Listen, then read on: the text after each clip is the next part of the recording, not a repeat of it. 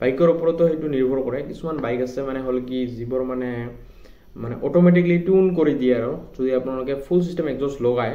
চ' full system ভাল performance air filter লগাব লাগে। চ' বাইকখন মানে যাতে আৰু উশাহ নিশাহ ভালদৰে ল'ব পাৰে।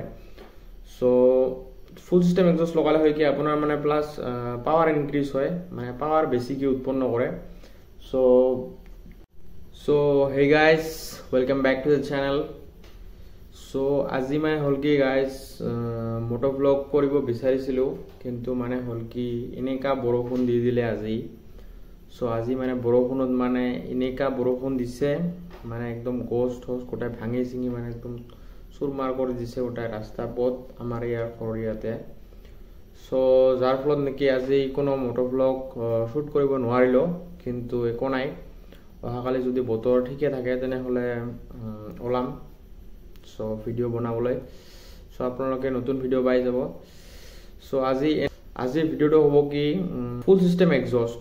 চ' আপোনালোকক সেই আগতে এসপ্তাহমান আগতে যিটো ভিডিঅ' দিছিলোঁ এক্টাভোভিক আৰু SC প্ৰজেক্টৰ মাজৰ কোনটো বেছি লাউড হয় তাৰ এটা ৰিভিউ টাইপৰ ভিডিঅ'।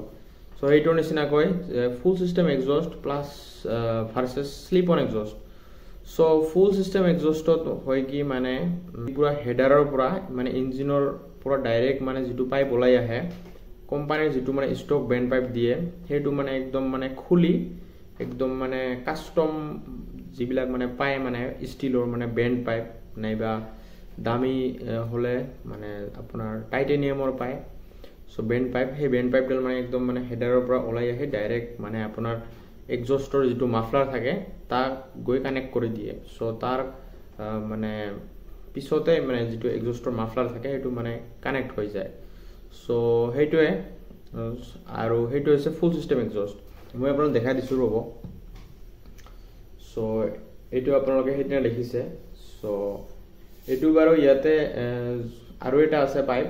চ' সেইটো মানে কি মোৰ ইয়াতে মানে খুলি থোৱা যায় যিহেতু সেইকাৰণে মই খুলি থৈছোঁ। চ' আৰু এটা আছে এনেকুৱাকৈ, সেইটো মানে পূৰা হেডাৰৰ পৰা ওলাই আহে আৰু ডাইৰেক্ট ইয়াতে কানেক্ট হয়। চ' এইটো হৈছে ইয়াৰ শেষ মূৰটো। চ' ইয়াতে মানে হৈছে কি এইটো এক্সজষ্টৰ যিটো মাফলাৰ আছে এইটো মাফলাৰটো ইয়াতে কানেক্ট হৈ যায়। চ' যিকোনো এক্সজষ্ট হ'ব পাৰে। চ' এইটো SC প্ৰজেক্ট যিহেতু লগোৱা আছে এইটো এক্টাভোভিকৰ হ'ব পাৰে, স্পাৰ্কৰ হ'ব পাৰে, তাৰপিছত অষ্টিন ৰেচিং হ'ব পাৰে, যিকোনো আৰু তাৰপিছত মিফ নাইবা লিঅ'ফিন্স য়শিমুৰা যিকোনো হ'ব পাৰে। চ' যি কি নহওক এইটো হৈছে ফুল চিষ্টেম এক্সজষ্ট আপোনাৰ। আৰু যদি আপোনালোকে আৰু এতিয়া আহিল কি আপোনাৰ শ্লিপ অন এক্সজষ্ট। চ' যিবিলাক মানে ধৰি লওক বাইকত মানে হ'ল কি কোম্পানীৰ পৰা যিটো মানে বেণ্ড পাইপ আহে। চ' এই ধৰক এইটো কোম্পানীৰ পৰা দিয়ে ষ্টক বেণ্ড পাইপটো। চ' বেণ্ড পাইপত ইয়াতে ধৰি লওক নাট বল্ট দিয়া থাকে আৰু ইয়াৰ মানে এটা ছেকশ্যন থাকে আৰু এক্সজষ্টটো মানে খুলি দিয়াৰ মানে ষ্টক এক্সজষ্টটো খুলি দিয়াৰ একটা ছেকশ্যনৰ মানে বল্ট আৰু নাট দিয়া থাকে ইয়াতে। চ' আপুনি সেইটো কৰিব পাৰে কি যে ইয়াৰে নাট বল্টটো খুলি মানে এইটো মানে ষ্টক বেণ্ড পাইপটোৱে থাকে কোম্পানীৰ পৰা দিয়ে বেণ্ড পাইপটোৱে। তাৰপিছত ইয়াতে মানে হয় কি যিকোনো এটা ধৰি লওক কাষ্টম এনেকুৱা ধৰণৰ এক্সজষ্ট মাফলাৰ এটা লগাই ল'ব পাৰে। চ' বেণ্ড পাইপটো আপোনাৰ ষ্টকে থাকিল, মানে এনেকুৱা ধৰণৰ কোনো bend pipe custom bend pipe নহয় আৰু আফটাৰ মাৰ্কেট নহয়, জাষ্ট ষ্টক বেণ্ড পাইপটোৱে থাকিল। তাতে আপোনাৰ এইটো এনেকুৱা ধৰণৰ কাষ্টম SC প্ৰজেক্ট নাইবা যিকোনো ধৰণৰ আপোনাৰ পচন্দৰ এক্সজষ্ট এটা লগাই ল'লে। চ' সেইটো আপোনাৰ হ'ল কি কম খৰচতে আপোনাৰ মানে বাইকখনত এক্সজষ্ট লগোৱা হৈ গ'ল। চ' সেইটো আপোনাক কয় কি শ্লিপ অন এক্সজষ্ট।